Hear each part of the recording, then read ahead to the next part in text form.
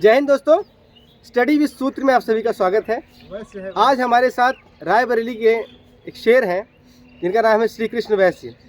श्री कृष्ण जी वर्तमान में पीटीसी मुरादाबाद में एसआई का कोर्स कर रहे हैं, एसआई ट्रेनिंग कर रहे हैं और ये इससे पहले 2019 बैच में कांस्टेबल रहे हैं और इन्होंने वहीं से रहकर अपनी तैयारी की और आज ये एसआई के प्रशिक्षण प्राप्त कर रहे हैं।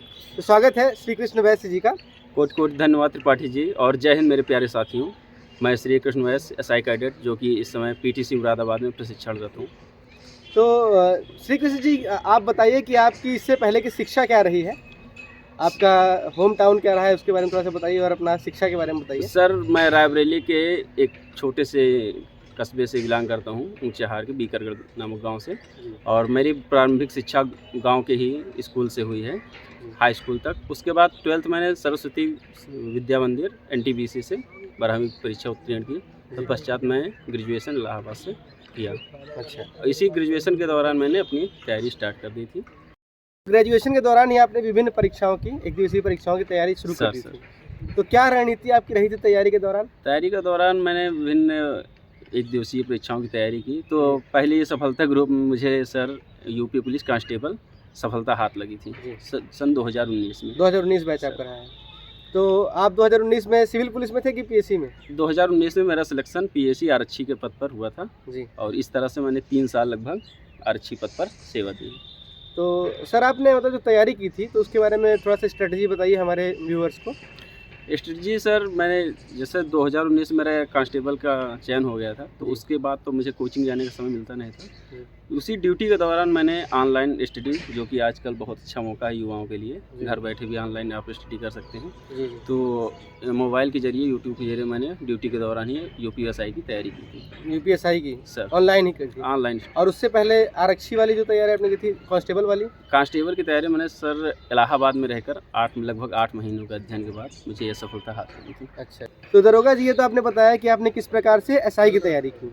आपने कांस्टेबल रहते हुए ऑनलाइन तैयारी की यूट्यूब चैनलों के माध्यम से, और फिर आप उसी तैयारी की सफलता के पूर्वक आप यहाँ पर दरोगा का प्रशिक्षण प्राप्त कर रहे हैं।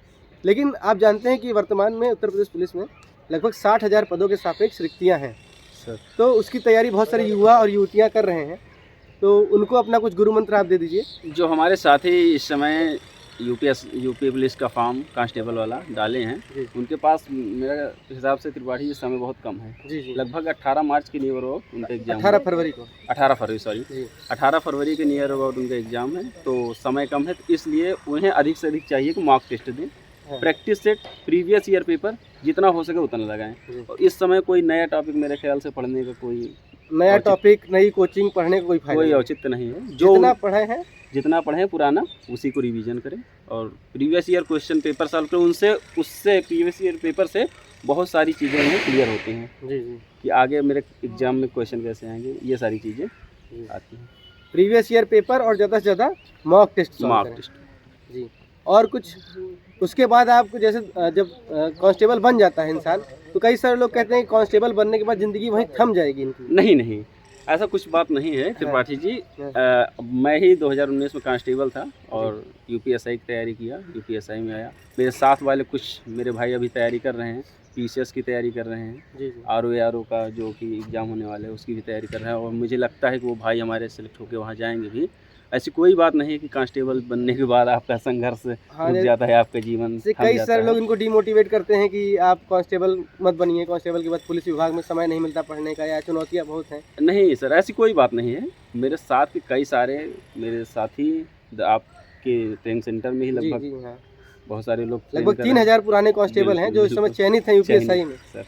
तो मतलब मौका अच्छा है, 60,000 रिक्तियाँ हैं। पहले ये एग्ज़ाम निकालने के बाद एक उनकी सफलता हाथ लग जाएगी, मेरे कहने का मतलब अपने पैरों पे खड़े हो जाएंगे। फिर तैयारी करने का कुछ अलग ही मज़ा होता है। बिल्कुल। तो वही ज़्यादा से ज़्यादा प्रैक्टिस, मॉक टेस्ट और प्रीवियस ईयर क्वेश्चन पेपर। और आप अगर कुछ बताना चाहें युवाओं के लिए यही संदेश है कि किसी के बहकावे में ना आए कि कांस्टेबल की नौकरी ऐसी होती है वैसी होती है, 24 घंटे मजे ही रहेंगे, ऐसी कोई बात नहीं है। और हाँ, ये तो है, लाइफ चैलेंजिंग तो है ही पुलिस विभाग में। ये कोई पुलिस विभाग ज्वाइन करना कोई नौकरी नहीं है, ये एक तरह से आपका समर्पण है, समाज त्याग के है। प्रति, बिल्कुल, बिल्कुल। समाज के प्रति त्याग और समर्पण। हाँ, थोड़ा-सा परिवार से दूर तो हो ही जाते हैं हम लोग, जी। लेकिन ये एक अलग जो समाज है, ये भी हमारे एक परिवार का हिस्सा हो जाता है। जी, जी।